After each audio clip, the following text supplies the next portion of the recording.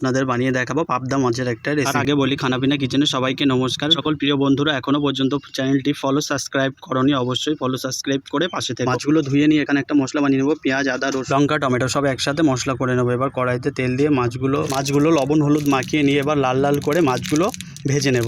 আর হ্যাঁ, অনেকদিন তোমাদের রেসিপি দেখাতে পারিনি, একটু সমস্যা ছিল। তারপরেও যতগুলো ভিডিও বানিয়েছিলাম তাতে তো ভিউজ আসেনি। এর আগে দেখেছিলাম অনেক কষ্ট করে রান্নার ভিডিওগুলো। একটা মহিলাই জানে যে রান্না করতে কতটা কষ্ট হয়, কিন্তু তবুও তো আমি একটা পুরুষ হয়ে সেই রান্নাটা করে আপনাদের দেখানোর চেষ্টা করি। তারপরে তেলে কালো জিরে, শুকনো লঙ্কা ফোড়ন দিয়ে ফোড়নটা লাল হয়ে আসলে পেঁয়াজ টমেটো কুচি দিয়ে ভালো করে ভেজে নিয়ে তারপরে তোমাদের যে মশলাটা দেখিয়েছিলাম সব মশলা একসাথে পেস্ট করা ছিল, মানে শিলনোড়ায় বাটা ছিল, সেগুলো দিয়ে একটু ভালো করে এবার কষাতে হবে বেশ কিছু সময়। ততক্ষণই কষাবে যতক্ষণ না কাঁচা গন্ধটা না বেরিয়ে যায়। তারপরে আমরা এখানে দিয়ে দেবো গুঁড়ো মশলা, যেমন হলুদ গুঁড়ো, লঙ্কার গুঁড়ো, অল্প পরিমাণে লবণ, সব দিয়ে একসাথে মশলাটা আবার একটু কষাতে হবে। কষানো হয়ে গেলে 1 বাটি পরিমাণে জল দিয়ে ঝোলটা যখন ফুটে আসবে তখন মাছগুলো দিয়ে দিতে হবে। এরপর আমরা করব কি আরেকটু ফুটিয়ে নিতে হবে, তার সাথে সাথে একটু হালকা হাতে নেড়ে চেড়ে নিতে হবে, যাতে করে এর ভেতরে একটু প্রপারভাবে মশলা আর ঝোলটা ঢোকে। তা না হলে কিন্তু একটু খেতে ভালো লাগে না। এর ওপর দিয়ে কটা চিরা কাঁচা লঙ্কা আর ধনেপাতা ছড়িয়ে দিলে রেডি আমাদের এই পাবদা মাছের রেসিপিটা। কেমন লাগলো অবশ্যই তোমরা কমেন্টে জানাতে ভুলো না। আর